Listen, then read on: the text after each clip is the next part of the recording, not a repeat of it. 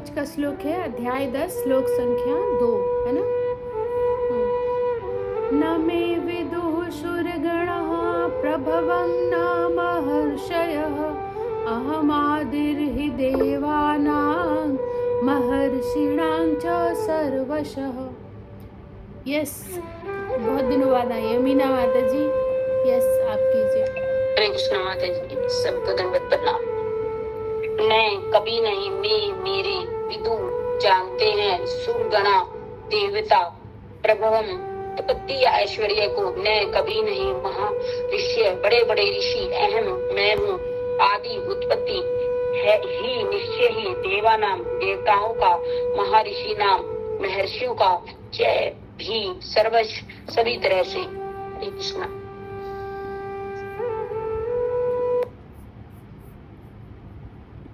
धन्यवाद।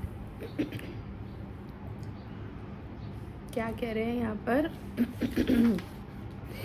भगवान यहाँ क्या कह रहे हैं कि न तो देवतागण मेरी उत्पत्ति या ऐश्वर्य को जानते हैं, है ना। कैसे जानेंगे? उत्पत्ति और ऐश्वर्य को कौन जानता है? खासकर उत्पत्ति को कौन जानता है?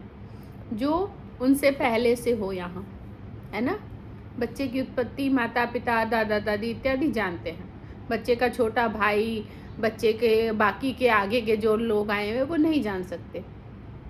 तो इसीलिए भगवान कह रहे हैं कि देवतागण भी मेरी उत्पत्ति को और ऐश्वर्य को नहीं जानते और न महर्षि गण ही जानते हैं, क्योंकि मैं सभी प्रकार से देवताओं और महर्षियों का भी कारण स्वरूप यानी उद्गम हूँ, है ना। मैं ही सबका उद्गम हूँ। तात्पर्य, जैसा कि ब्रह्म संहिता में कहा गया है, भगवान कृष्ण ही परमेश्वर हैं, उनसे बढ़कर कोई नहीं है। वे समस्त कारणों के कारण हैं। यहाँ पर भगवान स्वयं कहते हैं कि वे समस्त देवताओं तथा ऋषियों के कारण हैं। समझ में आ रहा है कि समस्त कारणों के कारण भगवान है, उसमें ये भी इंक्लूड हो गया। ये भी हम समझ रहे हैं कि जितने भी ऋषि मुनि हैं, देवता हैं, सभी के कारण भगवान ही हैं। और ये वो स्वयं बता रहे हैं, क्योंकि और कोई बताने वाला भी नहीं है। देवता तथा महर्षि तक कृष्ण को नहीं समझ पाते। जब वे उनके नाम या उनके व्यक्तित्व को नहीं समझ पाते, तो इस शूद्र लोक के तथाकथित विद्वानों के विषय में क्या कहा जा सकता है? जब देवता के विषय में कह रहे हैं, उनके नाम और उनके व्यक्तित्व को देवता भी नहीं समझ पाते, तो यहाँ शूद्र प्राणी है, शूद्र लोक में शूद्र जीव है, वो क्या समझेंगे, है ना। तो इसलिए हमें ये समझना है कि हाँ, वो नहीं समझेंगे। दूसरी बात कि हमें दया भी करनी है। अगर कोई भक्ति नहीं कर पा रहा, नहीं समझ रहा, भगवान के लिए अनाप शनाप कह रहा है या फिर भगवान के लिए नहीं मानता कुछ भी, तो हमें दया भी करनी चाहिए कि जब देवता ही नहीं समझ पा रहे तो ये कहाँ से समझेंगे, है ना। और दया करके क्या करना है? प्रार्थना कि भगवान इन पर भी कृपा कीजिए। जिस तरह आपने मुझ पर कृपा की, वैसे इन पर भी कृपा कीजिए। कोई नहीं जानता कि परमेश्वर क्यों मनुष्य रूप में इस पृथ्वी पर आते हैं और ऐसे विस्मयजनक असामान्य कार्यकलाप करते हैं। क्यों आते हैं? वो तो अपने धाम में मगन है, उनको क्या जरूरत है यहाँ आने की, है ना। क्या जरूरत है, ये कोई जानता ही नहीं। भक्त तो समझते हैं कि वो प्रेमवश आते हैं, वो हमें बताने के लिए आते हैं, हमें ले जाने के लिए आते हैं, वापस चलो, बीच बीच में हमें नॉक करने आते हैं। जैसे हमारे जो बच्चे होते हैं, कई बार हम पूरा देखते हैं कि वो गड़बड़ी कर रहा है ना।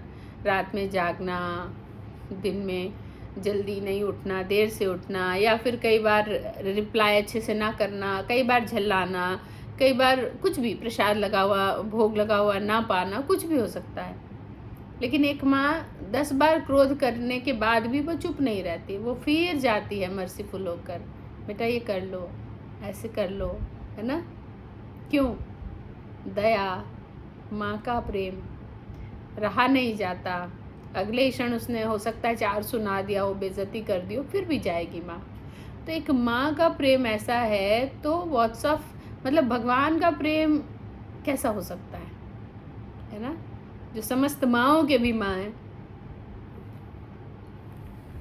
तो इसीलिए भगवान यहाँ आते हैं। तब तो यह समझ लेना चाहिए कि कृष्ण को जानने के लिए विद्वता आवश्यक नहीं है। कृष्ण को जानने के लिए विद्वता आवश्यक नहीं है, भोलापन चाहिए, छल कपट नहीं होना चाहिए, और वैष्णवों का संग, आशीर्वाद, ऐसे बहुत सारी चीजें हैं। लेकिन ऐसा नहीं है कि कोई बहुत बड़ा ज्ञानी है और विद्वान है तो वही कृष्ण को जान सकता है। हम क्या जाने, हम तो है ना नॉर्मल हाउसवाइफ हैं, तो हम क्या जाने, ऐसा नहीं है। बल्कि जो हाउसवाइफ होती है, घरेलू, मतलब उनके हृदय में ज्यादा छल कपट नहीं है, वो ही भगवान को जान पाती। बड़े बड़े देवताओं तथा ऋषियों ने मानसिक चिंतन द्वारा कृष्ण को जानने का प्रयास किया, किंतु जान नहीं पाए। लाइन को क्लियर किया गया कि बड़े बड़े देवता क्या है उसमें, इसका श्लोक, कृष्ण को जान नहीं पाए। बड़े बड़े देवता तथा ऋषियों ने मानसिक चिंतन द्वारा कृष्ण को जानने का प्रयास किया, लेकिन जान नहीं पाए। तो यही हमें कहा जा रहा है, यानी मानसिक चिंतन जब देवी देवता भी नहीं कर पाए तो आप भी मत करो। अपने मन से कोई भी बात, कोई भी चिंतन नहीं, क्योंकि देवता भी नहीं जान पाए थे, आप भी नहीं जान पाओगे। श्रीमद् भागवत में भी स्पष्ट कहा गया है कि बड़े बड़े देवता भी भगवान को नहीं जान पाते। जहाँ तक उनकी अपूर्ण इंद्रियां पहुँच पाती है वहीं तक वे सोच पाते हैं। डॉक्टर फ्रॉग है ना, जो फिलॉसफी है ना डॉक्टर फ्रॉग वाली, कि जितना डॉक्टर फ्रॉग का क्या था फिलॉसफी, कि कुएं में 2 मेंढक थे, एक का नाम समझ लो डॉक्टर फ्रॉग था।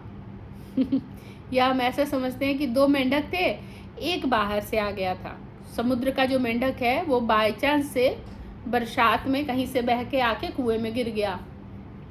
अब वो कुएं के मेंढक को समझा रहा है कि तुम कहाँ पड़े हो, इतनी छोटी सी जगह में बाहर निकलने का प्रयास क्यों नहीं करते। तो वो क्या कह रहा है डॉक्टर फ्रॉग, अरे इससे बड़ा भी कुछ होता है क्या। तो कह रहा है हाँ, इससे बहुत बड़ा होता है हमारा जो समुद्र है, तुमने देखा नहीं। तो वो क्या करता है मेंढक, एक छलांग लगाता है कुएं में, इतना बड़ा होता है समुद्र। तो वो कह रहे नहीं, इससे बहुत बड़ा। वो 2 छलांग लगाता है। तो कहता है इतना बड़ा। तो वो कहता है नहीं, इससे भी बहुत बड़ा। वो 3 छलांग लगाता है, उसका कुआं खत्म। तो वो कहता है नहीं, इससे भी बहुत बड़ा। पर वो जो कुएं का मेंढक है डॉक्टर फ्रॉग, वो क्या कहता है, हाँ इससे बड़ा कुछ होता है क्या, मैंने पूरा कुआं ही माप लिया, इससे बड़ा कुछ नहीं होता। उसने देखा ही नहीं, कभी देखे तो पता चले ना, उसने तो कुएं में ही रहा है। तो जो बाहर वाला मेंढक समुद्र से आया है वो क्या बता पाएगा उसको। तो वही यहाँ पर क्या कह रहे हैं कि जब बड़े बड़े देवता भी नहीं जान पाए तो हम क्या समझेंगे। हम तो, हमारी तो इंद्रियां ही अपूर्ण। हम वो डॉक्टर फ्रॉग है एक्चुअली, और जो देवता की बात हो रही है वो देवता समुद्र से आया हुआ मेंढक है, जिसको समुद्र पता है और कुआं पता है।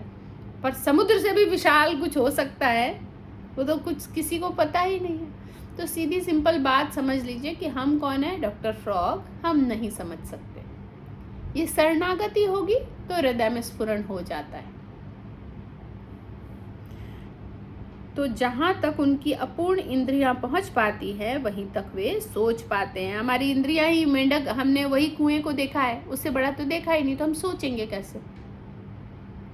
तभी हमारे लिए ना ये एग्जाम्पल एक्चुअली दिया जाता है कि सूर्य भगवान की आंखें हैं, है ना, भगवान देखने में सूर्य के समान। ऐसे पहले मैं बहुत अटकती थी इन चीज़ों में, ऐसा कैसे होगा, सूर्य भगवान की आंखें, तो सूर्य तो एक ही हो गया। हम उसी में फंस जाते थे, मतलब उनकी कही गई बात में ही अटक जाते थे कि सूर्य तो एक ही है, 2 होनी चाहिए भगवान की आंखें, है ना, ऐसे में ही फंस जाते। वो तो हमारे एग्जाम्पल के लिए बताया जा रहा है, क्योंकि हमने सूर्य ही देखा है, चांद देखा है, आकाश देखा है, पानी देखा है, जो जो देखा है उससे तुलना की जा रही है। तभी कहा जा रहा है भगवान कमल के समान है, तभी कहा जा रहा है, क्योंकि हमने जो जो देखा है एग्जाम्पल तौर पर बताया जा रहा है डॉक्टर फ्रॉग को। तो यहाँ पर हम समझ ले कि अनलिमिटेड है ना, हम सोच ही नहीं सकते अपनी बुद्धि से।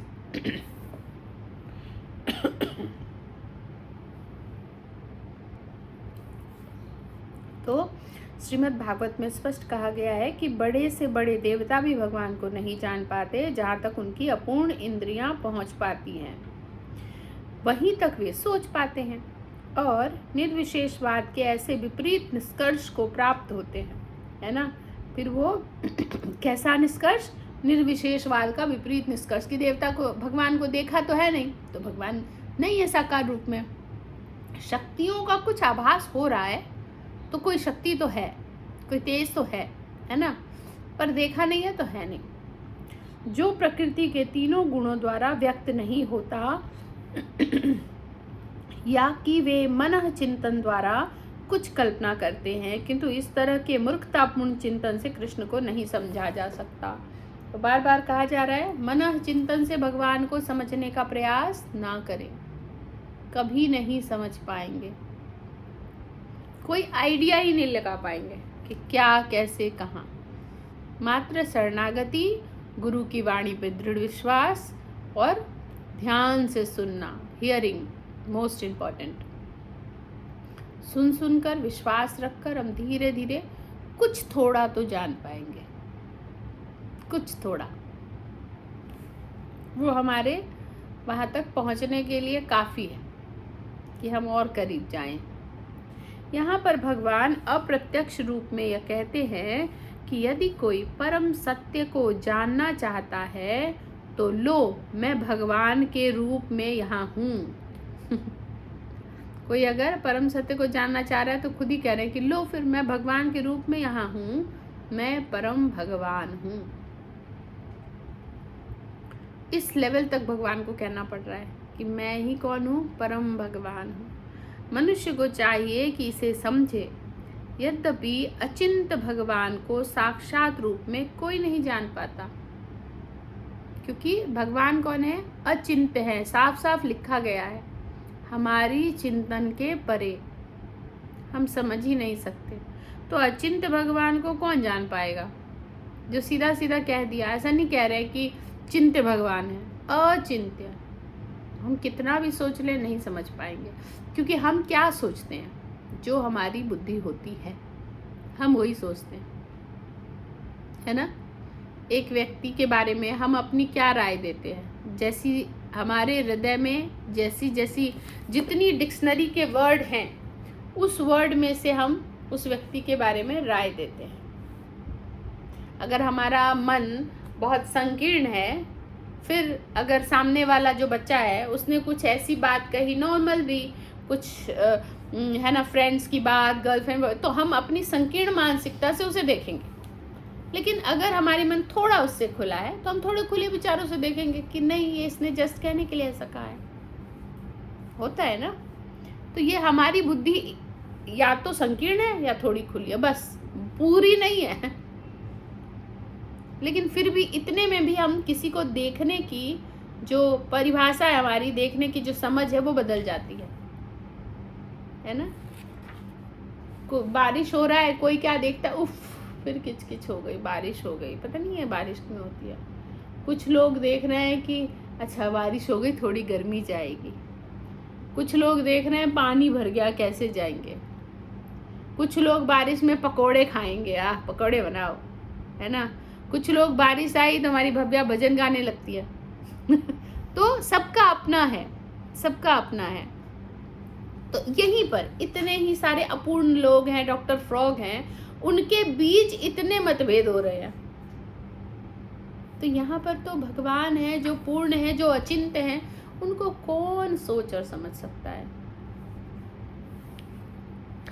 वास्तव में हम सच्चिदानंद रूप कृष्ण को तभी समझ सकते हैं जब भगवत गीता तथा श्रीमद् भागवत में उनके वचनों को पढ़ें, बट ब्रैकेट में अंडर गाइडेंस। खुद पढ़ेंगे। भक्ति बहुत बहुत मुश्किल भी है और बहुत इजी भी है। खुद से हम करते हैं ना, तो कई बार ऐसा होता है कि हम जब खुद से भक्ति कर रहे हैं, या तो हम बिल्कुल पिछड़ जाएंगे, हम कुछ नहीं समझेंगे, या हम कुछ ज़्यादा ही आगे बढ़ रहे हैं, अब ज़्यादा ही भावुक हो रहे हैं। भक्ति भावुक होने की चीज़ नहीं है। भक्ति का मतलब समभाव, भगवान को समझना, स्थिति कैसी रहे, समभाव। ना बहुत ज़्यादा हर्ष, ना विषाद। हम बहुत भावुक होकर भी, बहुत लोग जो बहुत प्रेम करते हैं ना भगवान से, उनके हिसाब से, तो वो ऐसा दिखाते हैं कि हम, जैसे उस दिन कह रहे थे कि वो भगवान से ही, भगवान ये कहाँ है, वो कहाँ है, भगवान, मतलब बातें करना अच्छा है, लेकिन भावुक हो जाते हैं, तो वो भी भावुक भी ठीक नहीं। समभाव, गहराई। राधा रानी कभी ऐसी भावुक हुई? बहुत गहरी है वो, बहुत गहरी। और प्रेम भी अपने आप में बहुत गहरा होता है। पर हम ये भी नहीं कहें कि वो गलत या हो सही, वो एक रास्ता है, उस रास्ते से क्रॉस होके वो भी आगे बढ़ेंगे। बस कब? जब अगर गाइडेंस सही हो, उस गाइडेंस में वो कनेक्ट रहे, तो आगे बढ़ेंगे, सब बढ़ेंगे, है ना। एकदम से जंप करके 100वीं सीढ़ी पे तो चढ़ा नहीं जाता, पहली, दूसरी, तीसरी, चौथी, ऐसे ही चढ़ेंगे, तो वो धीरे धीरे आएगा। तो यहाँ पर क्या कह रहे हैं कि हम समझेंगे कैसे भगवान को? बाय भगवद गीता और भागवतम। जो भगवान की अपरा शक्ति में है, उन्हें ईश्वर की अनुभूति किसी शासन करने वाली शक्ति या निर्विशेष ब्रह्म रूप में होती है। अपरा शक्ति, पराशक्ति, इस पर है ना क्लियर है ये भी। चलो ये पढ़ते हैं ये लाइन यहाँ तक, स्टैंजा तक, तब थोड़ा और क्लियर होगा कि जो अपरा शक्ति में है, उन्हें ईश्वर की अनुभूति किसी शासन करने वाली शक्ति या निर्विशेष ब्रह्म रूप में होती है, किंतु भगवान को जानने के लिए दिव्य स्थिति में होना आवश्यक है। वैसे हम सब किस स्थिति में है? अपरा शक्ति में ही है।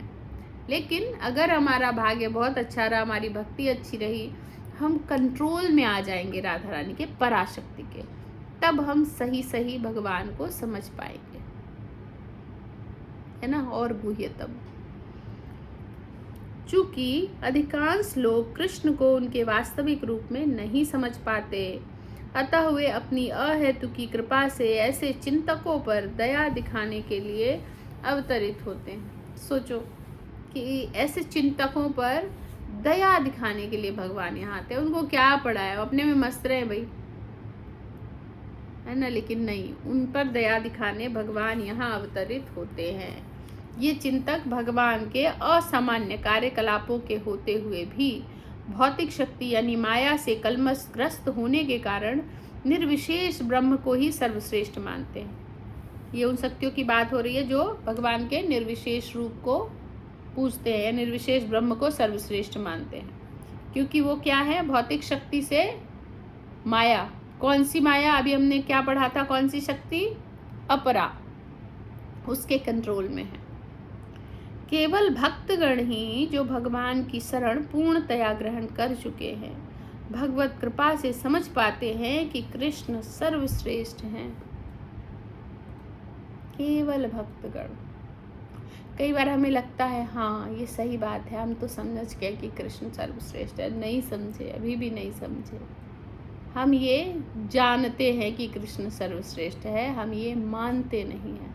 हमारा कर्म नहीं मानता। हमारे कर्म को जब हम गौर से देखेंगे तो लगेगा अगर हम भगवान को मानते तो ऐसा कार्य ना करते, वैसा कार्य ना करते, है ना। हम जानते हैं, अभी मानते नहीं हैं। अभी और डीप जाना पड़ेगा। हम दीक्षित हो गए, हमें ना 15 साल हो गए, अब हम भगवान को बहुत अच्छे से जानते हैं। ना भैया, इतनी गहरी चीज़ है, इतनी आसानी से ब्रह्मा डुबकी लगाते रह गए अपनी आयु में, है ना अपनी आयु में, और वो एक नाल तक को का पता नहीं लगा पाए। वो भी भगवान नहीं थे, विष्णु की बात हो रही है तो हम कहाँ से जान पाएंगे? सबसे पहले तो इसी को मन में बसा लो, हम नहीं जान पाएंगे, कुछ भी नहीं जान पाएंगे। पर हम चातक पक्षी की तरह हम प्यासे खड़े, हम और कुछ नहीं जान पाएंगे, पर और कुछ दिमाग में नहीं घुसाएंगे। आपकी मर्जी, आप बताओ, आपकी मर्जी ना बताओ, मैं और कोई जल नहीं लूंगा, तब कृपा हो सकती है। क्योंकि हमारी खुद की कोई ऐसी हैसियत नहीं कि हम 64 माला करें कि 192 माला रोज का करें और भगवान को ना अब तो मैं 192 माला करती हूँ और भगवान को अब देना ही पड़ेगा, बताना ही पड़ेगा, अपना प्रेम देना ही पड़ेगा। कुछ बराबरी है ही नहीं, भगवान के प्रेम की तुलना में कुछ है ही नहीं। बस एक ही चीज़ है, उनकी अहेतु की कृपा। और उनकी कृपा तब होती है जब सबसे पहले गुरु की कृपा होती है। तो जीवन में गुरु को आने दीजिए। हम कौन होते हैं रोकने वाले? गुरु को जब आना होगा तभी आएंगे। लेकिन हम अपनी तरफ से कहते हैं वो खेत को है ना उर्वरक बनाकर तो रखें, हम अपनी तो तैयारी कर ले, बाकी गुरु की इच्छा। तो अपनी तरफ से हम जो भी करना है, कैसे गुरु मिलेंगे, फॉलो अप, जो भी है मार्ग में जो कुछ भी अटक रहा है वो सब कोशिश करेंगे, बाकी हरी इच्छा। तो भगवत कृपा से समझ पाते हैं कि कृष्ण सर्वश्रेष्ठ हैं। भगवत भक्त निर्विशेष ब्रह्म की परवाह नहीं करते। वे अपनी श्रद्धा तथा भक्ति के कारण परमेश्वर की शरण ग्रहण करते हैं और कृष्ण की अहेतु की कृपा से ही उन्हें समझा जाता है। तो ये निर्विशेष ब्रह्म मतलब भगवान का निराकार रूप, भगवत भक्त उसकी परवाह नहीं करते। भगवान जो है, भक्त जो है वो ये जानते हैं कि भगवान अगर साकार है तो निराकार भी है। क्यों? वो तो पूर्ण है ना, तो पूर्ण है तो वो कुछ भी हो सकते हैं। लेकिन इसका ये मतलब नहीं कि सिर्फ निराकार है और साकार है ही नहीं। पूर्णस्य पूर्णमादाय। जब वो हमें अपने अंदर से अंश को, जिसकी कोई किसी भी प्रकार की कोई तुलना नहीं, कोई बराबरी नहीं, कुछ कहीं नहीं है, उनको साकार रूप दिया हुआ है है ना। जो तो यहाँ पर हमें समझना है कि वो साकार भी हैं, उनकी इच्छा से वो निराकार हो सकते हैं, उनकी जैसी इच्छा। जैसे वो कथा हमने सुनी थी ना कि भगवान क्या कर रहे हैं अपने धाम में, सुई की छेद में से हाथी निकाल रहे हैं। तो एक जो अभक्त था उसने क्या कहा, कुछ भी बोलते हो नारद। और एक भक्त उसी में नाच रहा है, वाह। और ये भी दिखाया है भक्त कौन, एक पंडित होकर भी अभक्त। कि हमें हमारे लिए ये शिक्षाएं हैं। एक पंडित था, वो दिन रात पूजा करता है भगवान की, पर वो अभक्त है, अभी भगवान को जानता है, मानता नहीं है। और एक मोची है, बिल्कुल पढ़ा लिखा नहीं, कोई पूजा पाठ नहीं, दिन भर वो अपने जूते चप्पल सिलता है, लेकिन भगवान को वो मानता और जानता दोनों है कि हर इच्छा वो कुछ भी कर सकते हैं। ये वाला प्रेम अन्य कोई उन्हें नहीं समझ पाता भक्तों के अलावा। अतः बड़े से बड़े ऋषि भी स्वीकार करते हैं कि आत्मा या परमात्मा तो वह है जिसकी हम पूजा करते हैं।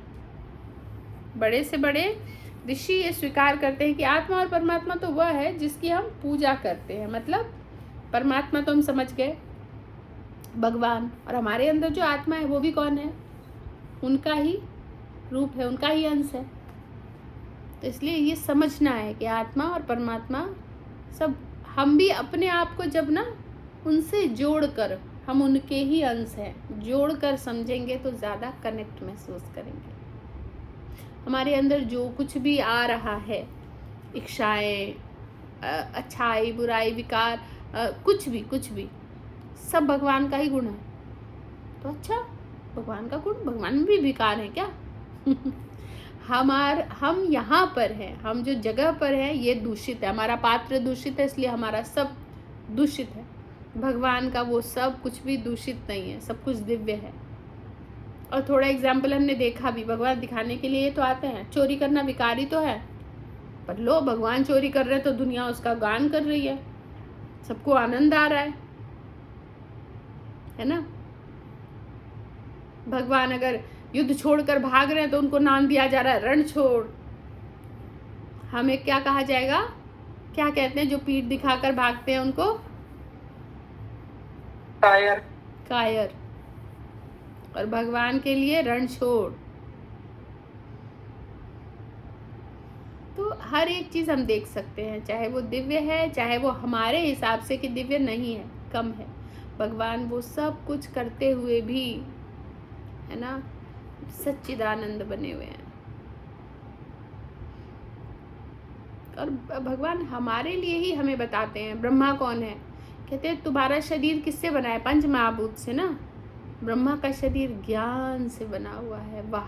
तो उसको तो सब पता होना चाहिए, है ना? वो तो सबसे दिव्य होना चाहिए। अरे नहीं, वो बस ब्रह्मा है, वो मुझे नहीं जानते अभी। और वो कौन है? इतने ज्ञानी होते हुए भी ब्रह्मा को भी बिविल्डर होते हुए दिखाया है ना? इतना तक कि ब्रह्मा की कोई पूजा ही नहीं करते, है ना? देवी देवताओं की भी पूजा कर लेते हैं, ब्रह्मा की नहीं, हाई अथॉरिटी की नहीं। वही दिखाने के लिए कि कौन है सर्वश्रेष्ठ। अपनी आंखें खोल कर देखिए। किसी का कोई प्रश्न है? अरे जी, आप पिन क्यों नहीं डालते इसमें? जैसे हमें ज्वाइन करने के लिए पिन मैं इसलिए नहीं करती कि मेरे पास भी वो पिन हो जाएगा, फिर मुझे भी मैं ही दिखती हूँ जो मुझे बिल्कुल पसंद नहीं अपना चेहरा। मुझे आप सबको देखना होता है, इसीलिए मैं पिन नहीं डालती हूँ। पहले पिन डालते थे तो ठीक रहता था, ज्वाइन करने में इजी रहता था। अब वो लिंक ढूंढना पड़ता है। अच्छा, उसमें तो पिन है मैया, ग्रुप में तो है पिन। मैं कर दूंगी, आज फिर से कर दूंगी अगर नहीं है तो, ठीक है? तो मैं ये कह रही थी, इसमें भी एक रियलाइजेशन था मीना माता जी। जैसे आपको लग रहा था कि मेरा कैमरा ऑफ है ना? और था नहीं, पर लग रहा था, क्योंकि हमारी तरफ से या तो नेटवर्क इशू या कुछ ज्वाइन करने में कोई इशू होती है तब। तो इसमें भी हमने रियलाइजेशन क्या बताया था कि एक घर में एक पति पत्नी रहते थे, और कुछ दिनों बाद पत्नी ने शिकायत करी पति से कि ये सामने वाले लोग कैसे हैं, पता नहीं कितना गंदा कपड़ा धोते हैं, रोज गंदा ही रहता है इनका कपड़ा, कभी साफ होता ही नहीं। तो पति ने उनसे कुछ नहीं कहा। फिर पति ने क्या किया, जाकर बाद में खिड़की को बाहरी की तरफ से साफ कर दिया, कांच को। अगले दिन जब पत्नी ने देखा खिड़की के बाहर, तो कह रहे आश्चर्य, आज पहली बार उनका कपड़ा साफ है। और पति को कह रहे देखो, आज पता नहीं पत्नी ने धोया है कि पति ने धोया है, आज पहली बार इनका कपड़ा साफ है। तो हम सब समझ सकते हैं कि धूल हमारी आंखों पे होती है। तो ऐसे जीवन में जब किसी के लिए हमें कुछ भी नेगेटिव बात मन में आए, कुछ भी किसी भी तरह की नेगेटिव, पहले अपने हृदय के धूल पर देखना चाहिए। क्योंकि ये भी एक कहावत है ना, देखो मैं ऐसे हम कहते हैं ना, ये आदमी अच्छा नहीं है या ये आदमी ने ये किया, तो भगवान देखो कैसे नेचुरली कर रहे हैं, 3 उंगली अपनी तरफ है। कहते हैं कि जब हम 1 उंगली किसी की तरफ दिखा रहे हैं, 3 उंगली अपनी तरफ आ जाती है, और 1 उंगली भगवान की तरफ भी आती है कि उनके बनाए रचना को आप कह रहे हो। तो जब कोई भी ऐसा हमें कुछ भी दिखे जो अवांछित लगे, जो हमें समझ ना आए, तो समझो हमारी समझ के परे है। मैं अपनी बुद्धि से जज करने नहीं बैठी। मेरी बुद्धि तो ऐसी है, मैं 1 उठाऊंगी तो 3 मेरी तरफ उठ जाएगी और 1 उनकी तरफ भी उठ जाएगी। तो जीवन में ऐसा आता है, बहुत सारे घर के अंदर ही, सबसे ज़्यादा घर के अंदर आता है, सबसे ज़्यादा आता है। तो आए, नो इशू, हमने किया है तो आएगा, लेकिन उसको समझना ऐसे ही है कि हम नहीं समझ रहे ये किस लिए हो रहा है मेरे साथ, कुछ तो है जो इसमें समझना है, हमें बताना है, पर ये ऐसा है नहीं जैसा मुझे दिख रहा है। क्योंकि सब कुछ यहाँ भगवान का बना हुआ है, तो वो इतना बुरा हो नहीं सकता, है ना? ठीक है, यह सृष्टि मैया।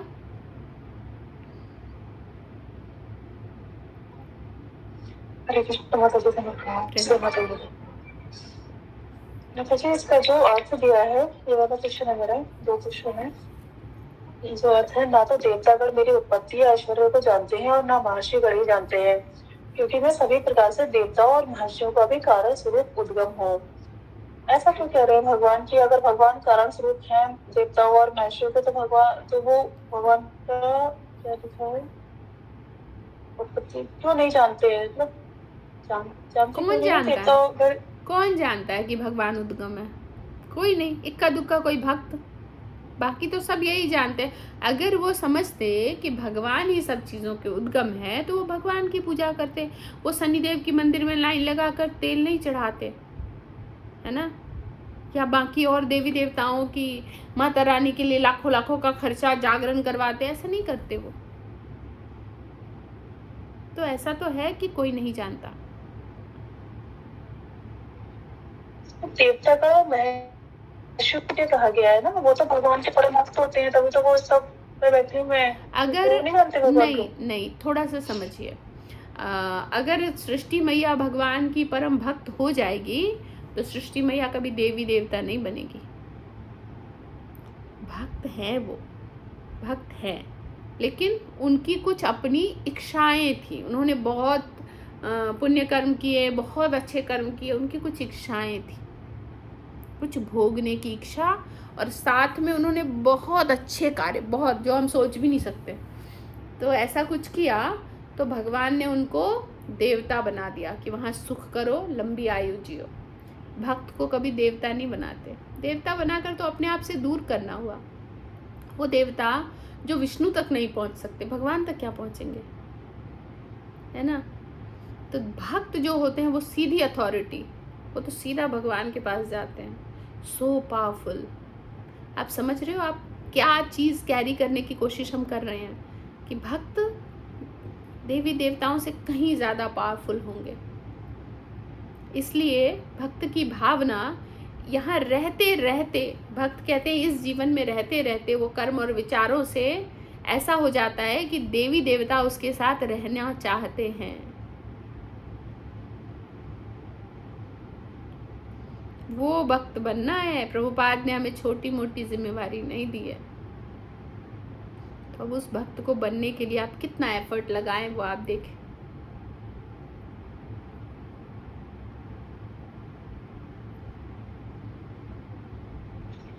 क्लियर है? गहरी लाइन थी जो भी आपने वो लाइन बोली ना, कि मतलब भक्त कभी देवता नहीं बनना चाहेंगे, तो ये ऐसा लग रहा है कि मतलब कुछ भी चाहना भक्त का गुण नहीं है ना। नहीं, ये तो है ही कि भक्त कभी देवता नहीं बन पाएंगे का ये मतलब है कि ऐसा तो है कि हाँ, कुछ भी चाहना भक्त का गुण नहीं है, लेकिन भक्त हायर गोल में है, लोअर क्यों चाहेंगे। अगर कोई व्यक्ति ऐसी पढ़ाई कर रहा है कि उसको पढ़ाई कंप्लीट होते ही उसको ना यहाँ पर 100-200 करोड़ का कुछ जॉब मिलेगा, है ना, मान लो गूगल में हेड बनना, उसकी पढ़ाई ऐसी है, तो अब उसका मन करेगा कि यहाँ पर है ना 10 लाख मंथली मिल रहा है, मैं ये वाला भी कार्य करूँ, उसकी इच्छा होगी? नहीं होगी। वो तो हायर के लिए पढ़ाई कर रहा है। तो आप सब हायर अथॉरिटी के लिए कार्य कर रहे हैं, भगवान के लिए। हालांकि इसमें भी जब आप ऊंचे जाएंगे तब ये एग्जाम्पल भी झुठला जाएगा। क्यों? भक्त की कोई इच्छा नहीं होती कि वो भगवान के पास जाना चाहे, ये भी इच्छा नहीं होती भक्त की। अन्याभिलाषिता। यस। तो भक्त की कोई इच्छा ही नहीं होती। सारी अन्य, जैसे ना अन्य अभिलाषिता शून्यम, सारी अन्य अभिलाषाएं शून्य हो जाती हैं। एक अभिलाषा रहती है, मैं किस प्रकार अपने गुरु को और गौरांगा को प्रसन्न करूं। बस अब उस प्रसन्नता में गौरांगा ये चाहे कि तुम पृथ्वी पर ही रहकर प्रचार करो, या तुम नरक में जाओ, या तुम देवी देवता बनो, कोई विरोध नहीं। विरोध तो तब होता है ना जहां मन ना मिले। जहां मन मिले वहां तो बस उनको प्रसन्न करना है। आप कुछ भी बना दो, कुत्ता बिल्ली जो बना दो, लेकिन ऐसा हो नहीं सकता कि वो कुत्ता बिल्ली बने, क्योंकि भगवान है ना अथॉरिटी स्वयं, जो हमें सबसे ज्यादा प्रेम करता है, उसे हम कहाँ रखना चाहते हैं? अपने हृदय के पास। लेकिन वो प्रेमी क्या कहता है? कुछ भी बना दो मुझे।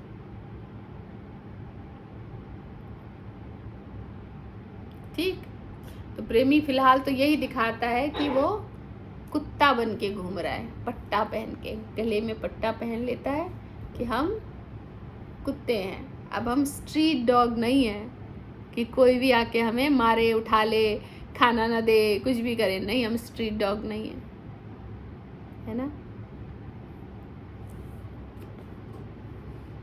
ठीक है, जो भी आपको इच्छा नहीं, जैसा भगवान जैसे चाहे रखे हैं।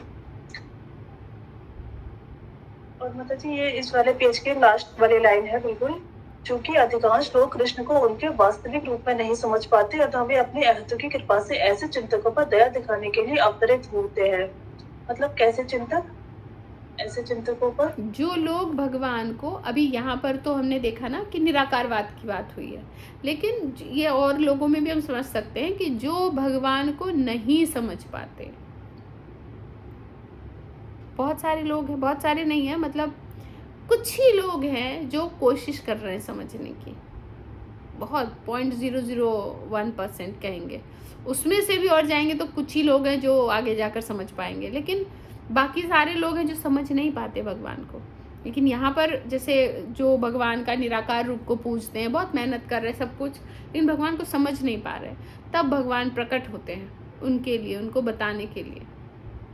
उन पर अहेतुकी कृपा, ये बहुत ज़रूरी है समझना। भगवान जब भी आते हैं या भगवान कोई कृपा करते हैं या किसी को भक्त बना रहे हैं, तो वो मात्र अहेतुकी कृपा होती है, उसमें कोई हेतु नहीं होता, उसके पीछे कुछ नहीं होता, या ऐसा भी नहीं कि वो व्यक्ति जो डिजर्व करता है ना, कि अरे उसने बहुत मेहनत की, वो डिजर्व करता है कि भगवान उस पर कृपा करे।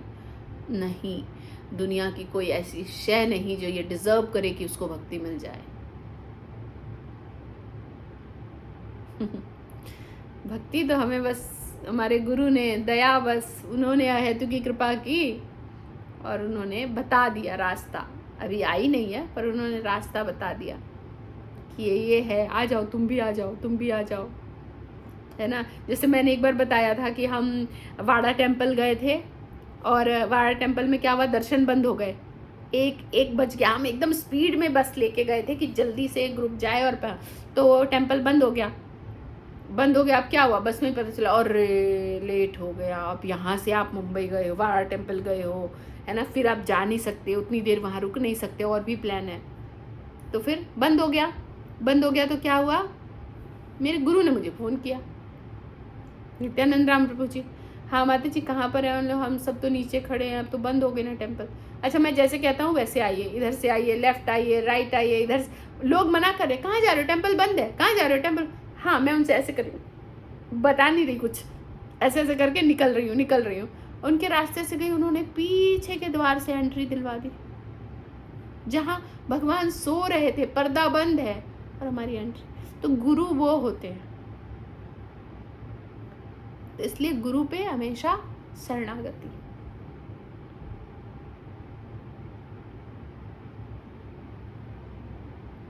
ठीक है, ठीक है। एक और है माता जी, पर इससे नहीं, कुछ अलग है। ठीक है, किसी और का कोई प्रश्न है इस श्लोक से रिलेटेड?